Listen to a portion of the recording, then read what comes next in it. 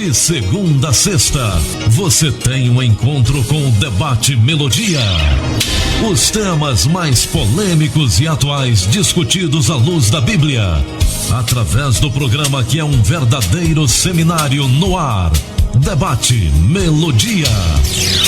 Você vai ouvir pastores de diversas denominações, emitindo opiniões que podem esclarecer, polemizar e até mesmo questionar suas convicções. Debate Melodia, com Gilaelson Santos e convidados. As opiniões e comentários dos convidados deste programa são de responsabilidade exclusiva dos mesmos, não representando necessariamente o ponto de vista desta emissora. A partir de agora, Debate Melodia.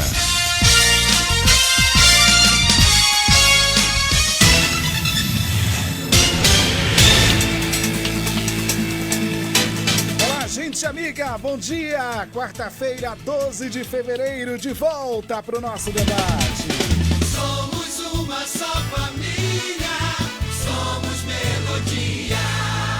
Rádio é Melodia, rádio é Melodia. 87,9 FM, mas estamos ao vivo para o Instagram, Melodia Conquista, né? E também para o Facebook, também Melodia Conquista. Além de você poder ouvir a Melodia pelo nosso aplicativo, tá bom? Se você ainda não baixou aí o nosso app, você pode baixar agora, vá na sua loja lá de aplicativos e coloque Melodia Conquista para você ouvir a Melodia em qualquer lugar do mundo, sem aquela interferência das ondas, né? Sem chiado, fica à vontade aí para estar com a gente aí também no nosso aplicativo, tá bom? Na manhã desta quarta-feira está conosco o pastor Jean Ricardo, Igreja Batista Getsemane. Bom dia, pastor. Bom dia, pastores, aqui presentes, o El, pastor Marcelo, meu pastor presidente, e a todos vocês que estão nos ouvindo, que Deus esteja nos abençoando nesse debate. Muito bem, pastor Marcelo Andrade também está com a gente, Igreja Batista Getsemane, Travessa Jorge Stolz. Bom dia, pastor. Bom dia, Gila. Bom dia, queridos debatedores, ouvintes. Graça, saúde e paz para todos. É isso. E o pastor Wellington Santos, Igreja Batista Nacional Bethesda em Barra do Choça. Bom dia, pastor. Bom dia, pastor Gilaelson, pastor Jean, pastor Marcelo. Uma alegria estar com os colegas aqui nessa manhã. Um bom dia aos nossos ouvintes. Um abraço muito grande aí para a irmã Nelma. Está sempre aí atenta à nossa programação. Ele veio com a camisa linho, não é, pastor Marcelo? Aquele antigo Egito, né? Nem Salomão em toda a sua. Nem Salomão. Eu fui comprar não vou falar na loja, mas eu fui comprar uma camisa de linho dessa. Falei, camisa linda, eu nem sabia que era linho. Aí eu comprei camisa linda, porque atrai a gente, né? Aí a moça, quando foi pra São Paulo, meu Deus, que camisa cara. Eu falei, é cara? Tava junto das de R$99, ele tava com quase 300. Eu falei, não, então deixa eu não vou de algodão mesmo. Vamos iniciar o nosso debate orando, falar com o nosso Pai que está no céu. Vou pedir ao pastor Wellington que apresente este momento ao Senhor. Senhor Deus e Pai, nós te louvamos, te bendizemos, Senhor, por tua graça, teu amor, teu cuidado, tua misericórdia conosco a cada dia. Obrigado por esta manhã, obrigado por este dia, obrigado por esta programação, por esta rádio, por cada ouvinte que está atento a esta programação. Por tudo nós te agradecemos e te louvamos, Pai, pois sabemos que é o Senhor quem nos sustenta, nos fortalece, nos abençoa.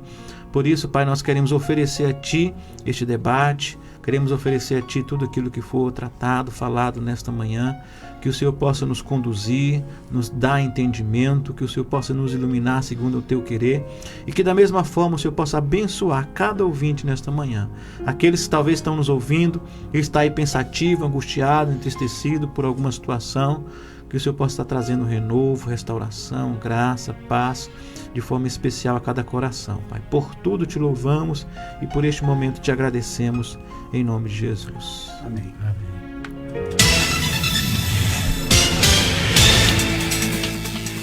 Vamos então iniciar o nosso debate hoje. Vamos falar das cidades da Bíblia. Pois é. Jerusalém talvez seja a cidade mais mencionada na Bíblia, pastor Jean. E eu queria falar da importância dessa cidade. Queria falar também qual é a origem dessa cidade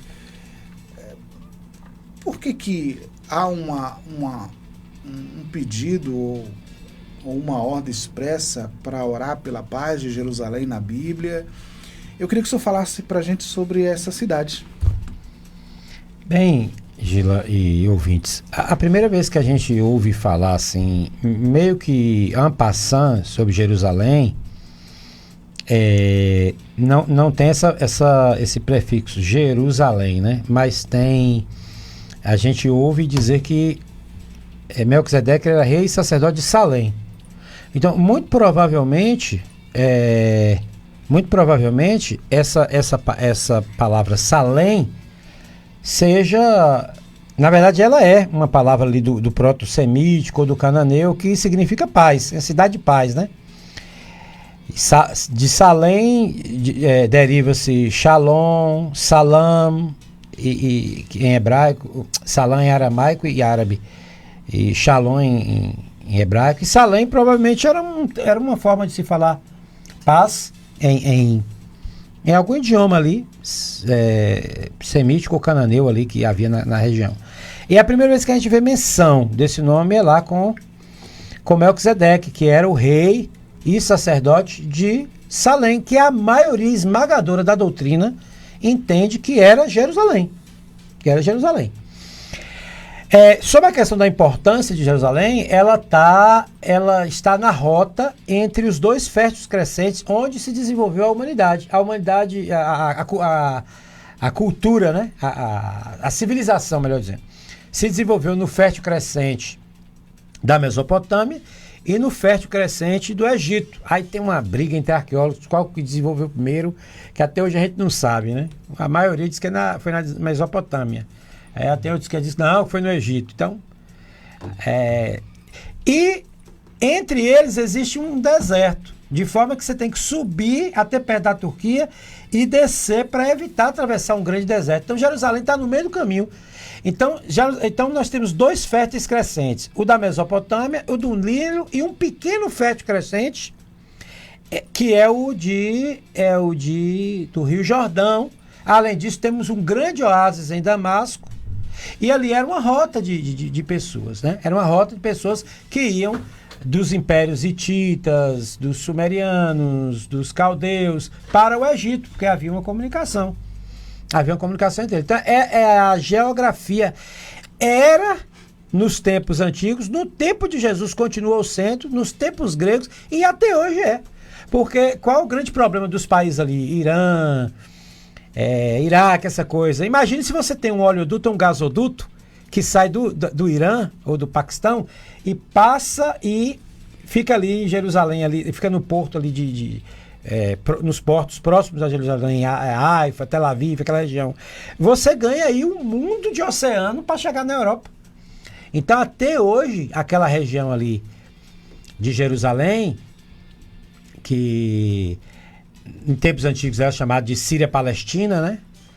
Que envolve tanto Israel quanto Líbano e uma partezinha da Síria que a Turquia invadiu.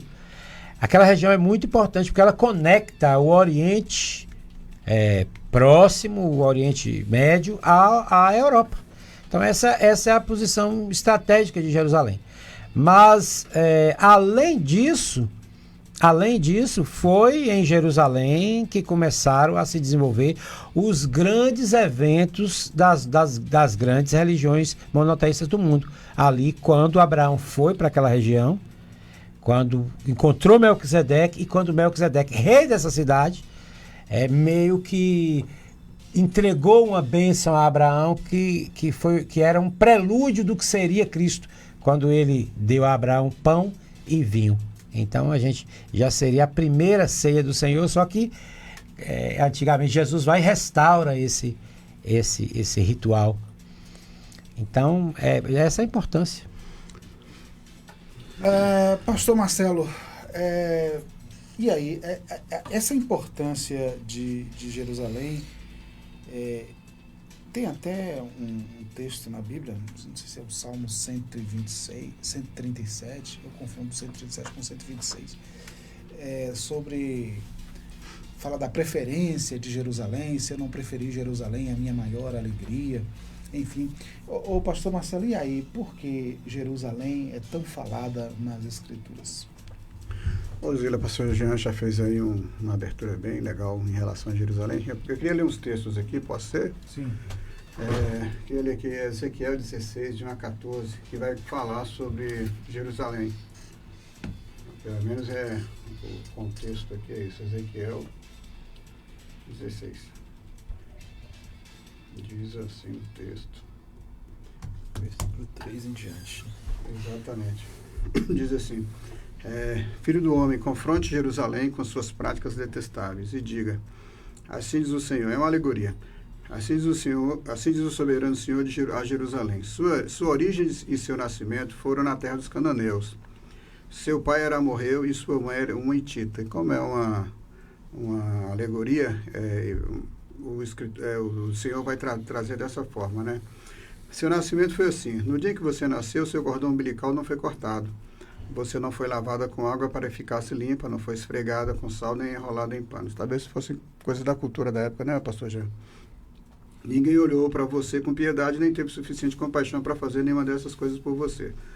Ao contrário, você foi jogada fora em campo aberto, pois no dia em que nasceu foi desprezada. Aí está falando aqui da forma como Jerusalém cresce, a cidade desenvolve, depois a cidade parece que foi abandonada de alguma forma. Então, passando por perto, aí Deus fala, passando por perto, vi você se esperneando em seu sangue, enquanto você jazia ali em seu sangue, eu lhe disse: viva! E eu a fiz crescer como a planta do campo. Você cresceu, se desenvolveu, se tornou a mais linda das joias. Seus seios se formaram e seu cabelo cresceu, mas você ainda estava totalmente nua. Mais tarde, quando passei de novo por perto, orei para você e vi que já tinha idade suficiente para amar. Então estendi a minha capa sobre você e cobri a sua nudez. Fiz um juramento, estabeleci uma aliança com você, palavra do soberano Senhor, e você se tornou minha. Então, aí o texto continua. Então aqui a gente o pastor já falou sobre isso, de que Jerusalém tem a sua origem na terra dos cananeus. Mas interessante é que fala assim: teu pai era amorreu e sua mãe é uma hitita, né? Possivelmente junção de povos, né? Que Era uma rota, né? Uma rota, exatamente. Junção de povos ali que começaram aquela cidadezinha que o pastor Jean já falou sobre isso. Também outros textos, Giras, nós vamos encontrar agora uma outra forma de falar de Jerusalém, Josué 18, 28, que vai ensinar para a gente o seguinte, Josué 18, 28. Aqui, Zela, Elef, Jebus, que é Jerusalém. É outro nome que era, por isso é que vem Jebuseus. Jebuseus, né? Porque Jebus era a cidade que era o nome antigo de Jerusalém. Então nós vamos observar que essa cidade é uma cidade cananeia, não é uma cidade judia. Não. Abraão chega, já existia, não é? Então aí era também conhecida como Jebus. Tem toda essa figura que eu li do texto de Ezequiel. E agora nós vamos encontrar uns 2 ou 3 textos falando sobre Jebus, que é Jerusalém, e o texto lá reforça isso, que é Jerusalém. E vamos encontrar Salém, onde já tem o sumo sacerdote Melquisedeque. Então, Gila, para mim a importância de Jerusalém reside nesse fato de que Deus a escolheu entre todas as cidades. E era uma cidadezinha pequena, uma vila, e essa cidade Deus a escolheu e foi fazendo com que ela fosse crescendo. Quando você chega no Novo Testamento, aí você vai ver Jesus falando assim: olha, jure por Jerusalém, a cidade do grande rei. Por conta disso, aqui eu analiso, olhando esses textos, aqui eu analiso como Deus a escolheu, que ela era, como Deus a escolheu, Deus a chamou, e Deus a estabeleceu como cidade dele. Tanto é que ela se torna referência para o futuro apocalíptico, né? A Nova Jerusalém. Então, eu acredito, que é por isso que Jerusalém é tão perseguida e tão odiada, porque Deus a escolheu entre as milhares de cidades daquela época e até hoje continua sendo a cidade do grande rei. Muito bem. São agora 11 horas mais 22 minutos na Melodia. Nós estamos discutindo hoje sobre essa coisa das cidades, da Bíblia, os lugares, enfim. E você que se liga na Melodia está sempre com a gente. Vamos lá. O que significa aí, pastor Wellington, do ponto de vista espiritual. Porque assim, a gente sabe que Jerusalém foi o palco, né, de boa parte da história bíblica, né? E tem até também aquele episódio de Jesus, né? Jerusalém, Jerusalém, quantas vezes eu quis fazer contigo como a galinha faz com seus pintinhos, mas você me rejeitou, enfim. O pastor Wellington, espiritualmente falando, até o nome da nova cidade é Nova Jerusalém, né? Uhum. E aí, pastor? Bom, a gente vai perceber, concordando aqui com os colegas, tudo que foi colocado, né? Algumas tradições judaicas vão falar que essa cidade ela foi fundada por Sem, não é? Sem, filho de Noé, bisneto de Eber. E que, biblicamente falando, o pastor Marcelo colocou muito bem, né? Era uma cidade jebusita, né? Ou seja, era uma cidade em que os jebusitas, desde até o século X, diz aí alguns estudos, formaram aquela cidade, né? Por isso ela se chamava a cidade de Jebus, né? Ele tinha por esse nome, Jebus. Quando a gente vai um pouco mais à frente, o pastor General colocou muito bem aqui sobre aquele período de Abraão, quando ele vai chegar a esse local, e principalmente lá com Davi, a gente vai perceber que é quando de fato Jerusalém se torna uma rota principal no que diz respeito ao nosso ponto de vista aqui, né? Ponto de vista cristão, porque é ali que Davi vai conquistar Jerusalém e vai unificar o reino. Quando ele unifica o reino, e Davi é uma peça fundamental no que diz respeito ao ponto de vista cristão, né? Era do trono de Davi que viria, né? Da raiz de Davi que viria o Salvador, né? Davi, o trono dele, o reinado dele é um símbolo do reinado de Cristo, né? E ele inicia de fato essa unificação e esse reinado de uma forma forte, aonde Israel vai se tornar uma grande e poderosa nação a partir dele, depois vem com Salomão, ali em Jerusalém, né? Ele vai estabelecer ali a sua capital, ele vai estabelecer ali um reinado, e aquilo vai tomar a partir dali vai começar a tomar um contorno espiritual, dentro desse ponto de vista bíblico, né? Quando a gente fala de Jerusalém, a gente está falando de uma referência do que diz respeito aos acontecimentos escatológicos. Quando a gente analisa o ponto de vista escatológico, tudo que vai acontecer no final dos tempos é em Jerusalém, né? É muito claro isso, né? Os grandes acontecimentos do final dos tempos acontecem em Jerusalém.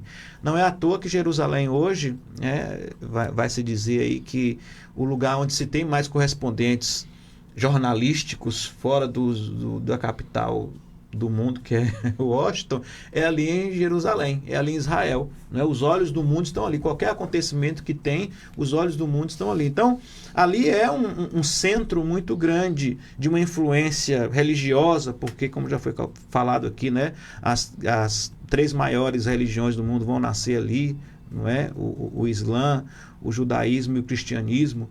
É uma cidade hoje dividida, é uma cidade hoje que está em conflito, exatamente por conta dessas religiões. Então, ela tem sim uma influência e ela tem uma influência e ela tem esqueci a palavra aqui agora, é uma importância dentro do contexto bíblico, porque a Bíblia fala muito sobre ela e fala muito sobre as coisas que vão ali acontecer. Então, se a gente for analisar, é uma cidade histórica, milenar, é uma cidade que tem uma história muito rica, mas que, apesar de tudo isso, ainda guarda uma série de acontecimentos que ali vão proceder. Ou seja, é como se Deus estivesse ali guardando aquela cidade, guardando aquela história, guardando aquele povo para aquilo que ele tem para fazer. Então, por isso que nós vamos ver tantos relatos, né? Ore pela paz em Jerusalém, né? Jerusalém que mata seus profetas. Muitos dos milagres de Jesus aconteceram naquele local, né? É um local sagrado para essas 3 religiões que nós colocamos aqui dentro desse ponto de vista, né? Mas, no meu ponto de vista, no que diz respeito à questão espiritual, o que é mais relevante, no meu ponto de vista, é o que ela ainda representa, ou que ela representará, ou seja, os últimos acontecimentos que diz respeito à volta de Jesus e ao juízo final, tudo se dará naquela localidade, naquele lugar. Então, isso faz com que ela seja, de fato, um lugar especial e seja, dentro do contexto cristão, um lugar onde nós entendemos que a Bíblia, né, em suas promessas, há de se cumprir uma série de acontecimentos ali. Se a gente for falar também da questão histórica, a gente vai falar também sobre os vários povos que estiveram naquele local, né? Vários impérios se apossaram de Jerusalém, o Império Otomano, o Império Romano e outros impérios antes, né? Alguns indícios arqueológicos falam de povos que passaram por ali, talvez que não se relate em outros lugares, mas existem vestígios de outros povos antigos que passaram por aquela região, até porque Jerusalém, a sua topografia, ela é de uma cidade plana, mas que fica num elevado, né, em um monte. Então, ela, principalmente naquele tempo antigo em que você precisava de cidades fortificadas e que tivesse um acesso restrito por conta das guerras, das conquistas, ela se fazia um lugar extremamente importante e de uma segurança por conta da sua topografia. Acho que o pastor Marcelo pode até falar mais, que ele passeou por Jerusalém, passeou pelo Israel, tudo lá, ele conhece a região toda. Mas por conta disso, ela se faz uma cidade especial. Quando a gente ouve mesmo a Apocalipse falando sobre a Nova Jerusalém, que desce do céu, é uma figura, né? Eu, no meu ponto de vista, quando falo da Nova Jerusalém que desce do céu, eu estou falando ali da novos céus e nova terra, ou seja, Deus vai restaurar todas as coisas, Deus vai renovar todas as coisas, mas ele usa como referência Jerusalém, né? No tempo de Jesus, Jerusalém era uma grande capital, era um lugar de muito movimento, era um lugar que tinha gente do mundo todo. Imagina uma São Paulo, uma Nova York da vida, era um lugar que tinha muito comércio, era um lugar que todo mundo passava por ali, então tinha uma importância muito grande, né? E ela continua tendo uma importância muito grande, né? E principalmente no que diz respeito ao que há de por vir nos últimos acontecimentos. Muito bem. 11h29, faz assim, vamos ao intervalo, já a gente retorna para a segunda parte do nosso debate Melodia desta quarta-feira, que discute sobre Jerusalém, os acontecimentos, enfim, daqui a pouco a gente volta. Eu canto porque o instante existe e a minha vida está completa. Não sou alegre nem triste, sou poeta. Cecília Meirelles, em Motivo. Poesia. A cada verso, um encantamento.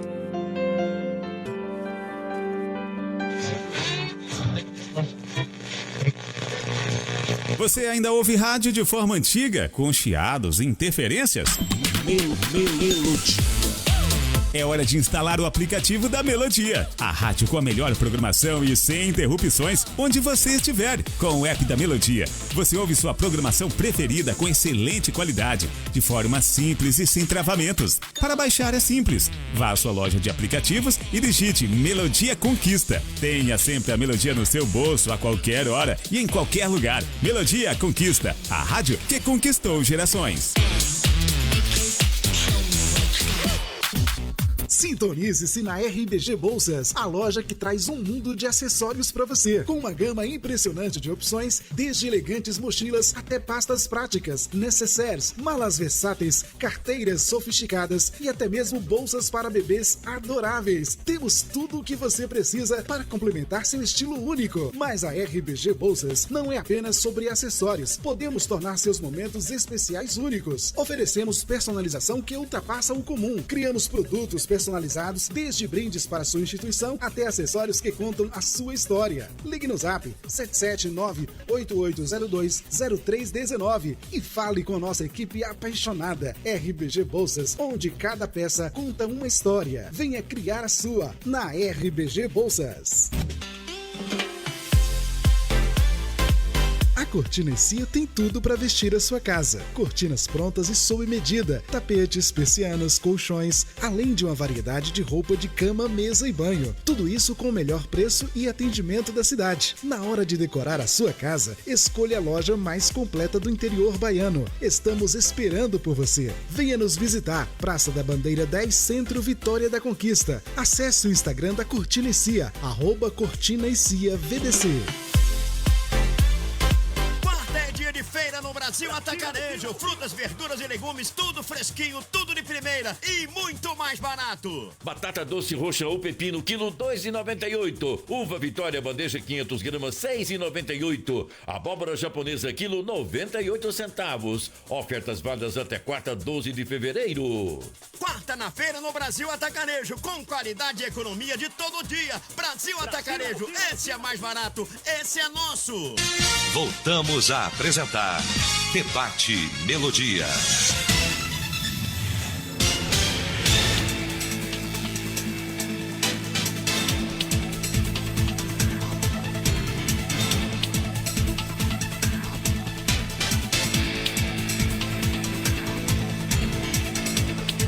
Voltamos, 11h32 na Melodia. Pois é, rapaz, hoje nós estamos aqui com esse tema, Cidades da Bíblia. Vamos lá, Pastor Jean, quem fala agora, né? Pastor Jean, mas assim, a gente falou da importância da cidade e tal, mas por que essa cidade, o que ela tem assim, por que ela é atacada? Até hoje ela sempre foi atacada, né? Por que até hoje ela continua sendo atacada? Vamos saber por que ela era atacada no passado, né? Por estar num barlavento, como bem disse aqui o pastor o Elton, ela está num elevado, estrategicamente, ela é estratégica. De um lado você tem um negócio chamado Banco West Bank, Banco Oriental, que é uma planície até chegar onde fica a Cisjordânia, até chegar no vale do Rio Jordão. Do lado de cá você tem um barlavento, ou seja, as chuvas que vêm do Mediterrâneo, na época do inverno, porque lá tem um tal clima mediterrâneo que é assim, o verão ele é seco e quente. E o inverno é frio e chuvoso. Muito parecido com um clima que tem aqui na Chapada Diamantina. Por isso que estão plantando azeitona aqui agora, na Chapada Diamantina. Chama-se clima mediterrâneo. Ideal para produzir oliva, trigo e uva. Então, lá é o barlavento, onde recebe essas chuvas. Então ali tem muitas fontes de água. E você sabe que numa guerra vence quem tem acesso à água. A água e alimentos. As pessoas pensam que a guerra é vencida apenas por flechas, por bombardeio. Então, Jerusalém, é só você assistir aquele filme Cruzado, você vai ver por que os cristãos perderam. Eles saíram de perto da água. Embora Balaam dizia, né? Balaam dizia, olha, não vai, porque a água, vocês vão fugir da fonte de água, vai dar problema. E aí Saladino esperou eles ficaram exaustos e atacaram, né? Saladino esse que já tinha sido derrotado pelo rei leproso, né? Uma vitória assim, que eu acho que Cruzadas deveria destacar a vitória dos cristãos sobre Saladino, que aconteceu um tempo antes, que foram alguns cavaleiros derrotaram milhares de muçulmanos. Mas essa história não interessa para a cultura woke, né? Alguns cavaleiros do rei. Então, assim, e hoje? Por que hoje ela é atacada? Por que hoje ela é disputada? Hoje ela é disputada por diversos fatores religiosos, porque os muçulmanos entendem que a viagem astral que Mohammed teve em seu cavalo encantado foi a partir de Jerusalém, a partir do Monte Moriá. Os árabes, em sua totalidade, sendo muçulmano ou não, entendem que o filho que Abraão foi sacrificar foi Ismael no Monte Moriá, e como recompensa Deus deu outro filho a ele, que foi Isaac. Então é sagrado para os árabes, independente de ser muçulmano, druso ou cristão, eles têm essa coisa ali com o Monte Moriá. E ali nós temos a confluência das três religiões. Então nós temos um fator geográfico, que é onde escorre a produção, poderia escorrer de maneira mais rápida a produção de petróleo, que por sinal Netanyahu já está costurando uma aliança com a Arábia Saudita nesse sentido, de fazer um grande gasoduto e oleoduto passando por ali. Então é disputar por essa questão geográfica, pela questão religiosa e pela questão econômica. Então não tem para onde correr, tudo fica naquele meio ali. E não é só também Jerusalém, a Síria também, a parte ocidental da Síria, o Líbano também é disputado, não é só Jerusalém. Jerusalém tem o fator religioso, mas toda aquela faixa litorânea ali, que é o barlavento das chuvas lá do inverno, né, deles, toda ela é disputada, porque é uma região de clima mais ameno, com vários fatores de habitabilidade melhor. Então você vê, o Líbano está em guerra o tempo todo, a Síria e o sul da Turquia. A Turquia invadiu um pedacinho ali. A Palestina, que não fica exatamente ali, mas aproveita-se economicamente da região. Então, eu entendo, na minha perspectiva, que são esses 6 fatores: geográfico, econômico e religioso e cultural. Bom, mas ainda como complemento, lá tem vários locais nas cidades e tem também suas importâncias. Eu queria saber o seguinte: quais os locais têm maior importância ali para o cristianismo, pastor? Para mim, eu acredito que é o Santo Sepulcro, não tenho dúvida disso. Para o cristianismo, o Santo Sepulcro é o local de maior peregrinação do cristianismo, de todas as vertentes religiosas. É claro que há uma discrepância entre o que crê, porque os protestantes, a gente estava discutindo aqui em off, do século XIX para cá, decidiram que o Santo Sepulcro não era o Santo Sepulcro, que era num jardim separado chamado o Túmulo de Gordon, porque viram uma rocha parecida com a caveira, falou, foi aqui que Jesus morreu. Não há base histórica, arqueólogos sérios, pessoas sérias, não acreditam neste sepulcro como sendo o sepulcro real de Jesus, né? A maioria esmagadora, a tradição da igreja desde a época de Santa Helena já dizia que era ali, já havia cristãos dizendo que é realmente o sepulcro da Basílica, né? Então, é assim, eu gostaria muito que fosse o de Gordon, gostaria muito, mas é o lugar mais visitado do cristianismo, né? Ali em Roma, pelas vertentes, sobretudo pelas vertentes orientais, o cristianismo oriental, né? Porque a igreja ortodoxa, a igreja ortodoxa oriental, a igreja oriental e a igreja romana frequentam muito, e a gente também, né? Com essa fase que a igreja evangélica no Brasil está passando de valorização de aspectos judaicos e de Jerusalém, muita gente, muito brasileiro. Israel recebe mais de 2 milhões de turistas por ano. Vamos imaginar que cada um desses aí gasta só, em média, 5 mil dólares. Faz as contas aí, para você ver quanto é que eles recebem por ano. Muito bem. Pastor Marcelo, a cidade também ela é chamada de cidade santa. O nosso conceito de santidade, como funciona? Ele concorda que a cidade de fato é santa? Como é que é? Quem concorda? O cristianismo. Bom, dos cristãos que eu conheço, católicos e protestantes, concordam, né? A cidade é santa no sentido de que ela é uma cidade especial. Separada, né? É uma cidade especial mesmo para os cristãos, e nesse aspecto, sim, ela se torna santa. Agora, quando você lê a Bíblia e você vê Velho Testamento, Novo Testamento, em suma, Jerusalém é uma cidade rebelde contra o Senhor. Sempre foi. Como é que é? Rebelde e santa ao mesmo tempo? Pois é uma cidade rebelde. Talvez a questão mais é da terra santa, tipo, tira a sandália dos teus pés porque o lugar onde estás é santo, por causa da presença do Senhor. Jerusalém é chamada de a cidade da alegria de toda a terra, né? Tem gente que pega aquela música de Carlinhos, que é Ademar de Campos, né, que diz a alegria de toda a terra, e tem gente que acha que está falando de Deus, mas no texto lá dos Salmos é Jerusalém. Então ela é santa nesse sentido, de que aquele lugar foi separado por Deus, foi escolhido por Deus para que ali manifestasse a glória dele, e obviamente através do templo. O templo é o lugar mais santo que se pode imaginar, e santo no sentido de santo mesmo, de um lugar totalmente separado. O santíssimo lugar era lá, justamente ali no Monte Moriá. Então a gente vai observando essas, que também é chamado Monte do Templo, observando isso, sim, Jerusalém é a cidade santa nesse aspecto. Agora, quando a gente olha o povo, é um povo rebelde. Por exemplo, hoje, eles rejeitam o Salvador.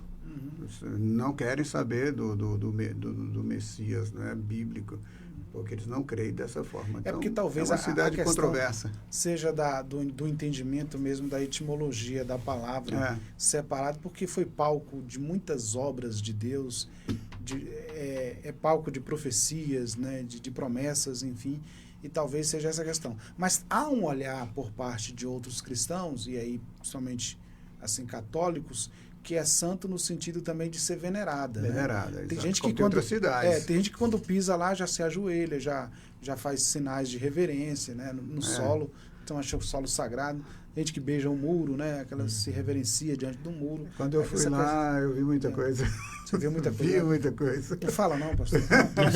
Eu só queria fazer uma correção aqui, que eu sempre faço aqui no negócio, aos debatedores. Não chame a Igreja Romana de católica, porque católicos somos nós que professamos que todos que em qualquer lugar invocam o nome do Senhor Jesus é a igreja.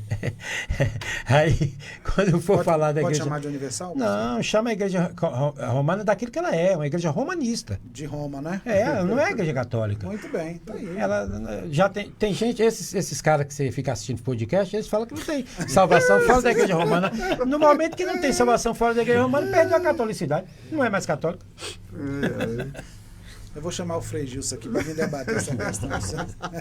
No Concílio Vaticano II, tentaram restaurar a catolicidade para dizer que todos os cristãos, mesmo que não estivessem unidos à Igreja Romana, eram católicos, eram salvos. Mas aí apareceu um pessoal aí, né, que os sede-vacantistas, dizendo que o Concílio de Vaticano II foi um concílio pastoral e que então o Papa não exerceu o magistério ex-cátedra, mas sim uma orientação pastoral. Então eles continuam implicitamente achando que só eles são salvos. Sendo assim, perderam a catolicidade, que até o próprio Cristo diz, aquele que não é contra mim é por mim. Mas a Igreja Romana rasgou a catolicidade da Igreja, citada a primeira vez esqueci agora, me deu um branco aqui agora, de Santo Inácio de Antioquia. Foi ele que usou esse termo a primeira vez para dizer que a igreja é universal. Muito bem. Vamos falar dos milagres, pastor Wellington, porque assim, foi palco também de muitos milagres, né? A cidade de Jerusalém. E, enfim, teve assim milagres que foram mais importantes que outros, lá em Jerusalém, milagres que mudaram algum curso, que chamaram a atenção, enfim. Olha, a Bíblia vai relatar uma série de milagres lá, né? Um exemplo, Jesus realizou o milagre de curar o paralítico no templo, lá de Jerusalém, né? De dar a visão ao homem cego desde o nascimento. Talvez este do templo é aquele que é contemplado ali pelos fariseus e pelo clérigo judeu da época, chamou muita atenção, porque até então Jesus ainda estava ali meio que na periferia ali, ele ainda não tinha se revelado, se mostrado assim totalmente em Jerusalém, né? E ali, a partir daquele momento, era apenas os bochichos, a fama dele que recorria do povo em relação ao que ele estava fazendo, mas quando ele chega ali em Jerusalém, é de fato quando ele vai confrontar, ou quando ele é confrontado pelos líderes realmente, né, do judaísmo. Mas eu penso que Jesus, ele quando ele chega em Jerusalém, ele sabia que a Bíblia diz, né, que Jesus veio na plenitude dos tempos, né? Ou seja, ele veio no tempo certo, na hora certa, onde tudo foi preparado para que ele pudesse se revelar. Assim também como tudo foi preparado para que ele chegasse ali em Jerusalém. Jerusalém já era uma grande capital, já tinha uma influência muito grande em termos de comércio, em termos de influência cultural em relação aos povos antigos, né? Inclusive a própria Roma.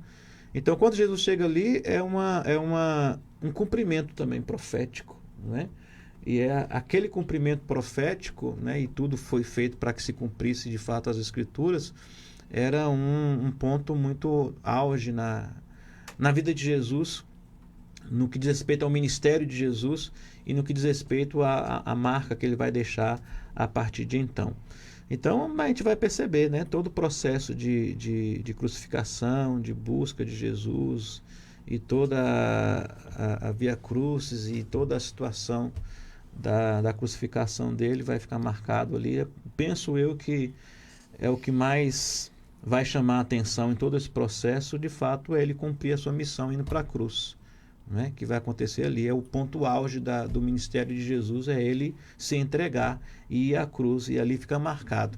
Se a gente fosse considerar, não de uma forma mística, né, como a gente estava falando aqui agora, né, que ali é um lugar sagrado, misticamente falando, mas sim sua importância espiritual histórica, né, o mundo hoje é dividido entre antes e depois de Cristo no que diz respeito ao tempo, porque fala da importância. Ali foi um ato tão poderoso que marcou não apenas Jerusalém, marcou o universo inteiro, marcou toda a criação de Deus, ou seja, Jesus ter morrido ali e ter ressuscitado e ter ido assunto aos céus ali.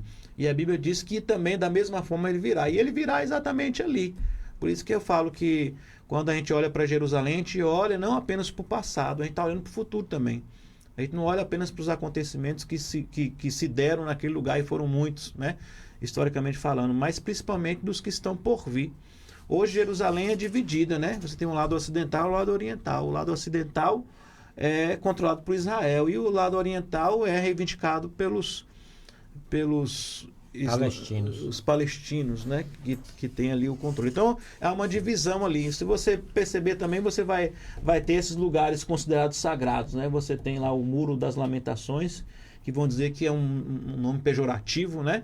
Que é ali uma parte do muro do templo, do antigo templo de Salomão, que é extremamente sagrado para os judeus, assim como você tem o Domo da Rocha, que é extremamente sagrado para o Islã, para a religião islâmica, e você tem esses pontos aí que os colegas já colocaram do cristianismo, né, do túmulo de Jesus, né? É o túmulo de Jesus, né, pastor Jean?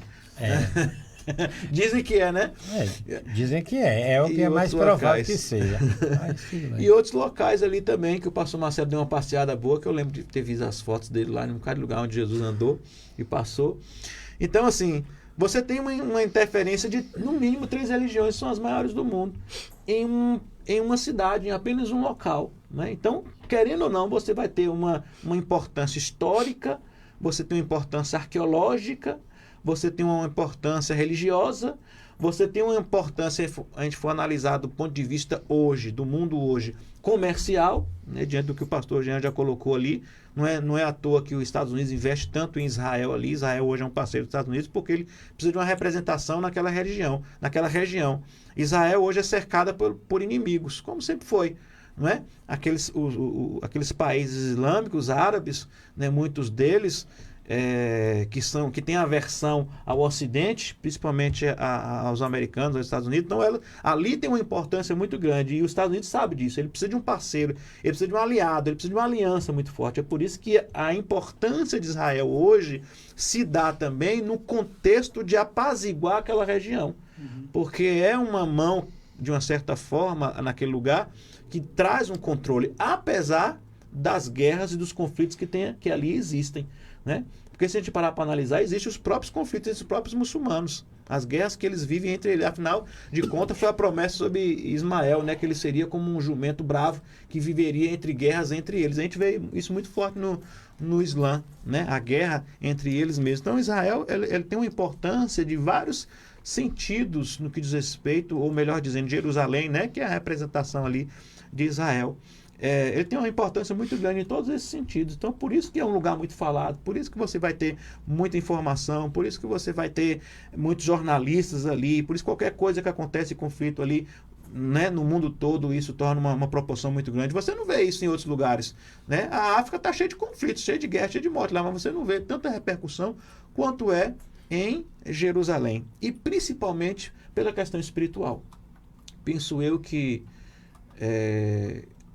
como a Bíblia fala que tudo que vai ocorrer ali em Israel, em Jerusalém, Satanás ele sabe disso, né? Então, tudo que ele pode fazer para desvincular ou desvirtuar a ideia de um Deus e a ideia de um Salvador em relação a Jesus, ele vai tentar. Então, Jerusalém, de fato, ela é uma cidade importante, ela tem uma exposição extremamente importante, e que nos faz, de fato, refletir, não à toa que nós estamos falando sobre ela aqui agora. Ô, Gilo, eu posso fazer um comentário aqui? O pessoal falou aqui do Santos do Sepulcro, né? Que tem o de Gordon e tem o de Santa Helena.